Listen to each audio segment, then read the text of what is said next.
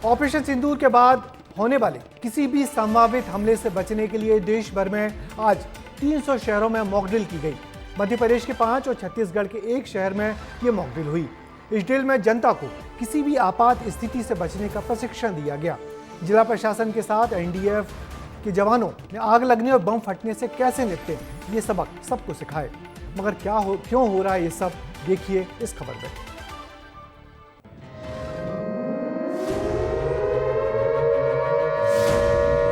Siren की आवाज आज देश भर की 300 जगहों पर गूंजी। मकसद था देश के नागरिकों को किसी भी इमरजेंसी हालत से निपटने के लिए तैयार करना।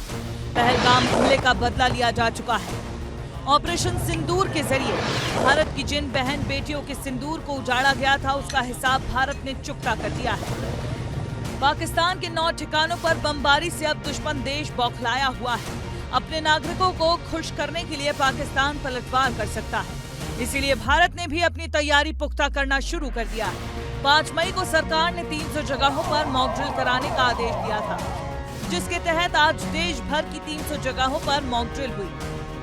मध्य प्रदेश के भोपाल, इंदौर, ग्वालियर, कटनी और जबलपुर में मॉक ड्रिल हुई और ब्लैकआउट की रिहर्सल की गई। छत्तीसगढ़ के दुर्ग में भी हर आपदा से निपटने का अभ्यास किया गया। देखिए, जिस क्षेत्र में हमला हुआ है उस क्षेत्र में किस तरीके से मॉक ड्रिल के दौरान जो घायल हैं उनको वापस लाने की यहाँ पर कोशिश की जा रही है। ये देख सकते हैं आप स्ट्रक्चर, यहाँ पर तमाम जो एसडीआरएफ की टीम है वो लेकर यहाँ पर अंदर पहुंची है। तो यहाँ पर जो तमाम जो लोग हैं, वो जो कर्मचारी हैं एम्बुलेंस के, वो यहाँ पर पहुंचे हुए हैं। और ये आप देख सकते हैं कि तमाम जो एनसीसी के कैडेट्स हैं वो यहाँ पर इनको बुला लिया गया है। ऐसे आपात स्थिति में ये सबसे बड़ी बात होती है कि जितना भी स्टाफ हो, जितने भी जो टेक्निकल लोग हैं, जो साहस भरे का काम करते हैं, वो यहाँ पर आ जाते हैं और उनकी ट्रेनिंग किस तरीके से रहती है। आप देख सकते हैं कि एनसीसी के कैडेट्स यहाँ पर आ चुके हैं, एनसीसी के तमाम जवान आ चुके हैं, अधिकारी अलर्ट हैं। यहाँ पर स्वास्थ्य विभाग के अधिकारी हैं, मुख्य चिकित्सा स्वास्थ्य अधिकारी यहाँ पर मौजूद हैं, एसडीएम यहाँ पर मौजूद है, एडीएम यहाँ पर मौजूद हैं।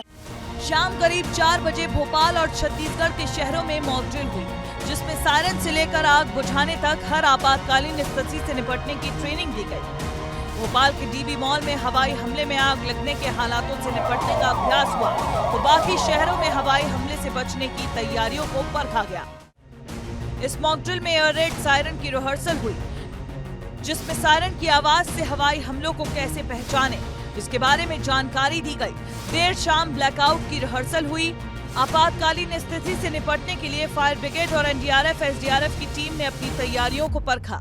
सरकारी इमारतों को बचाने की रिहर्सल भी की गई। किसी भी इमरजेंसी के समय घबराहट, भ्रम और नुकसान को कैसे कम किया जाए, इसकी भी मॉक ड्रिल देश भर के अलग अलग शहरों में की गई। इस मॉक ड्रिल के आदेश के बाद से सबके मन में सवाल था कि इस पूरी प्रक्रिया में आम नागरिक क्या करेंगे, सिविल डिफेंस कैसे होगा। चलिए ये भी आपको समझा देते हैं। युद्ध, हवाई हमले, मिसाइल हमले से बचने की रिहर्सल आज कराई गई। इसके लिए नागरिकों और स्वयं सेवकों को प्रशिक्षित किया गया। सरकारी और नागरिक एजेंसियों के बीच समन्वय स्थापित करने पर जोर दिया गया। होमगार्ड, एनसीसी, एनएसएस की मदद से कैसे ऐसे प्रतिकूल हालातों से निपटा जाए, आज इसके बारे में भी बताया गया। भारत हमला करना भी जानता है और हर हमले से निपटना भी। देश आतंक को जवाब देना भी जानता है और उसे पालने वाले देश से बदला लेना भी। ऑपरेशन सिंदूर के जरिए बदला लिया जा चुका है और अब तैयारी है पाक के हर नापाक पलटवार का जवाब देने की। ब्यूरो रिपोर्ट, विस्तार। पाकिस्तान पर सर्जिकल स्ट्राइक कर भारत ने आतंकवाद को पनाह देने वाले दुश्मन देश को तगड़ा जवाब दे दिया है। अब यदि पाकिस्तान ने भारत पर कुछ भी कार्रवाई की तो उससे कैसा बचा जाएगा, इस ड्रिल ने ये सबक सिखा दिया है। किसी भी इमरजेंसी से कैसे निपटा जाएगा, देश के सभी जागरूक नागरिकों को ये सब जानना बहुत जरूरी है।